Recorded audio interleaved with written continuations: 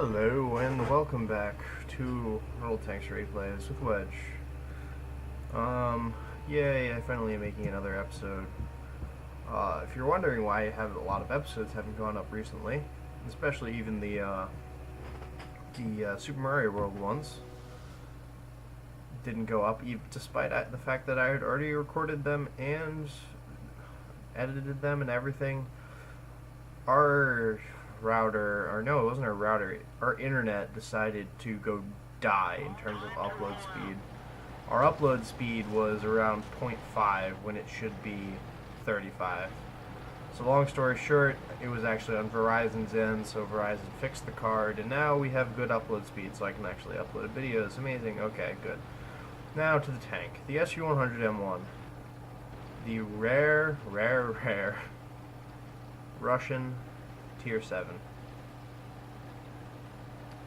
Oh god. Well, this thing is very, very unique. It is a very unique playstyle, which I actually quite enjoy. So no, this isn't like an oh god, I hate this thing. This is an oh god, I love this thing. Very, very polar opposite of the other Russian branch. I haven't played the other Russian branch, but it's just so different. So absurdly different. So, this is, the other Russian branch is all about the power. You don't need armor, you don't need speed, you don't need this, you don't need that. This branch sacrifices that power for fantastic accuracy, great mobility, and armor that is actually surprisingly bouncy. Now, this may only be 80 millimeters of armor, but that's a really nice slope you got there. And as with all Russian tank destroyers, the little ball that holds the gun with the gun mantlet is extremely thick. So these end up being very, very good at two things: sniping and flanking, believe it or not. It plays almost similar to an American tank destroyer in the fact that late game you can go in and kind of just savage the wounded. One of the things this tank does not have going for it is certainly gun depression. I will say that it does not have gun depression going for it, but I find that's very dealable with.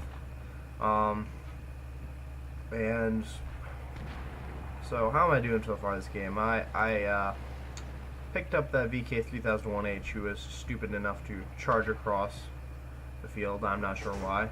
Hit that T50. Oh, who? My platoon mate finishes off. And really, this thing is just fantastic at just sitting back and sniping the crap out of things. Because this gun has a 6.6 second reload with, as you see, 175 penetration and 230 damage. So, you're almost identical to a T25/2. Except for you've got better accuracy, and you've got a better reload. So the DPM on this thing is actually pretty good. And unlike the T25/2 it has armor, and it's just as fast, though it does sacrifice the turret. But without the turret, you get stealth. This thing has an extremely low profile. It is really hard to detect this thing if it's sitting in a good bush.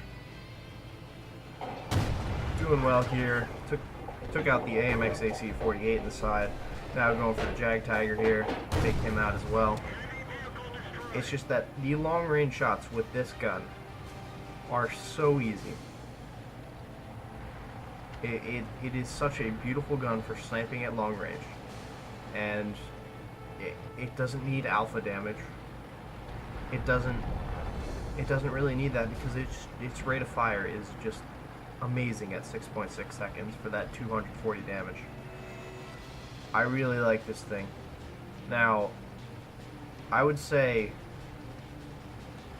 if you're trying to decide which line you want to go down, either the line to the object 263 or the line to the object 268.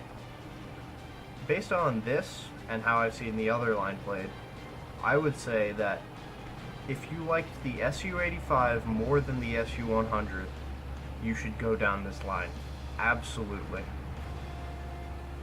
If you like the SU-100 a lot more, you should definitely go down the other line. And even if you like them equally, but you did not want to use the 122 on the SU-100 at all, and you only use the 100 on the SU-100, then you'll love this tank as well. This plays very similarly. So, that was kind of a shame I didn't pick up that Hellcat. I rammed him to almost death, but M5A1 chipped in a little bit there. So, like I said, I can flank in this thing. I am currently behind the enemy. So, this tank is plenty mobile to just find the gaps in the enemy's defenses and get around things. It is possible, even though I'm a tank short. Yeah. My platoon mate finishes him off there. This is a very nice game. 2 kills from my platoon mate, 4 kills from me, 6 between us. So let's go over the after action report and see exactly how well we did in this nice beauty of Russian machinery. Okay, here we go. Let's look at these screenshots here. As we see, a nice amount of experience there, 2,078 doubled. Gives us a nice amount, so that's about 1,000 experience. That is a really nice game in this tank. So let's see what we did to the enemies. 467 on 2 hits to the IS-3, which is a nice amount of damage. Let's see what else. IS-6, 159. Did a nice 661 to the side of that nice exposed side of that AMX AC-48. And we of course finished off that Jag Tiger with that one shot to the side. We also did 424 damage to that VK who decided he would suicide across the field. And we did a nice 561 damage, which is almost the full health of that Hellcat, coming back around behind him. And then of course 232 to the T-50 that we saw at the beginning, spotting the T-50 and killing the IS-6 AMX Jag Tiger and VK 3001H. Also did a fair amount of criticals. I didn't screenshot those, but usually I do. With the new after action report, you can actually see what the criticals you did are, and sometimes you just feel sorry for your enemy because you knocked out their ammo rack, jammed their turret, and broke their gun. But here we go. Top of the team, 1,039 experience. We got a nice team there. The Super Pershing also getting up there with me. 2,690 damage is also the most on the team, I believe. Yep, and the most in the game. So, also 4 kills, highest on both teams. To the detailed report. 17 shots fired, 13 direct hits, 12 penetrations. So, the pen on this gun is acceptable. I am one who is certainly used to having low pen guns in high tier games. Being an owner of the Super Pershing and being a fan of the T25/2. So, I can certainly tolerate that. So, I am good with using guns like this. Therefore, 13 hits, 12 penetrations sounds pretty good. But for some of you who are not used to that fact, you probably get a little frustrated that your Tier 7 tankster only has 175mm penetration. And I can understand, because it certainly is an acquired skill to know where to aim.